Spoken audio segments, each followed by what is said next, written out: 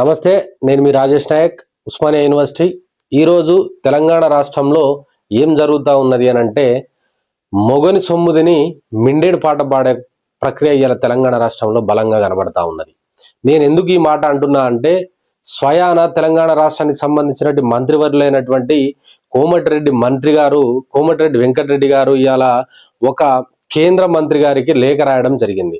ఏమని రాసిండు అని అంటే, తెలంగాణ రాష్ట్రంలో ఉన్నటువంటి రహదారుల గురించి రాయలేదు, తెలంగాణ రాష్ట్రంలో ఉన్నటువంటి రావాల్సిన నిధుల గురించి రాయలేదు. కానీ ఆయన రాసింది ఏంటి అని అంటే, సంక్రాంతి పండుగకు హైదరాబాద్ నుంచి వెళ్ళి విజయవాడ, వైజాగ్, గుంటూరు, భీమిలి అటు పోవాల్సిన ఎవరైతే ఉన్నారో ఆంధ్ర ప్రాంతం వాళ్ళకి టోల్ మాఫీ చేయాలని చెప్పేసి రాయడం జరిగింది. అరే నాయన, తాగుబోతు మంత్రి అయినటువంటి కోమటిరెడ్డి వెంకటరెడ్డి గారు, నీకేమైనా సిగ్గున్నదా? నీకేమైనా శరం ఉన్నదా? నువ్వు మనిషివా? అసలు ఎందుకోసం రాసినావు నువ్వు ఆ లెటరు? తాగి రాసినావా, లేకపోతే తాగి నిద్రలు రాసినావా? దేనికోసం రాసినావు?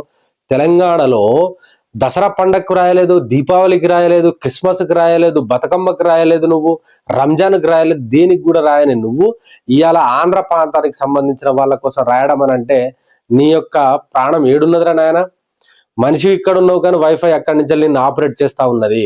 కాబట్టి ఈ తెలంగాణ రాష్ట్రంలో ఉన్నటువంటి 4 కోట్ల ప్రజలు గమనించాల్సిన అవసరం ఉన్నది. నేను ఎందుకు చెప్తున్నా ఉన్నానంటే, వీళ్ళు తినే తిండి ఇక్కడిది కానీ పాడే పాట మాత్రం ఆంధ్ర వాళ్ళది.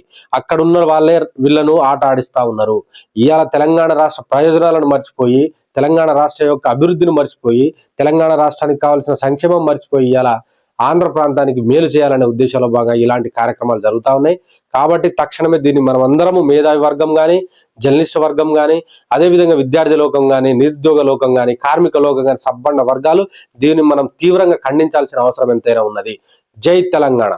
ఈరోజు తెలంగాణ రాష్ట్రంలో ఏం జరుగుతూ ఉన్నది అని అంటే, మొగని సొమ్ముదిని మిండేడు పాట పాడే ప్రక్రియ ఇవాళ తెలంగాణ రాష్ట్రంలో బలంగా కనబడతా ఉన్నది.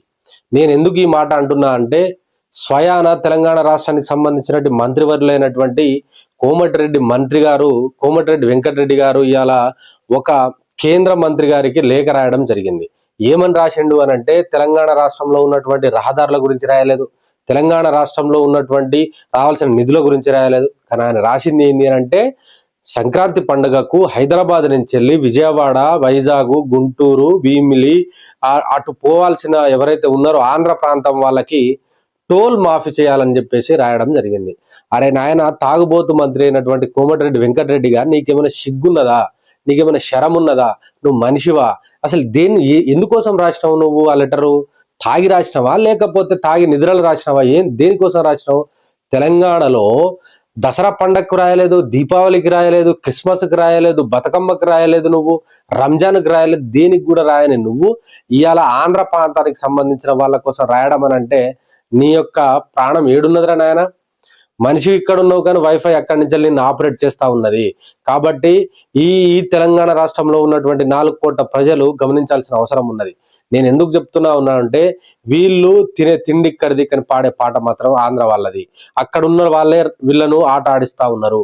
ఇవాళ తెలంగాణ రాష్ట్ర ప్రయోజనాలను మర్చిపోయి, తెలంగాణ రాష్ట్ర యొక్క అభివృద్ధిని మర్చిపోయి, తెలంగాణ రాష్ట్రానికి కావాల్సిన సంక్షేమం మర్చిపోయి ఇవాళ ఆంధ్ర ప్రాంతానికి మేలు చేయాలనే ఉద్దేశంలో భాగంగా ఇలాంటి కార్యక్రమాలు జరుగుతూ ఉన్నాయి.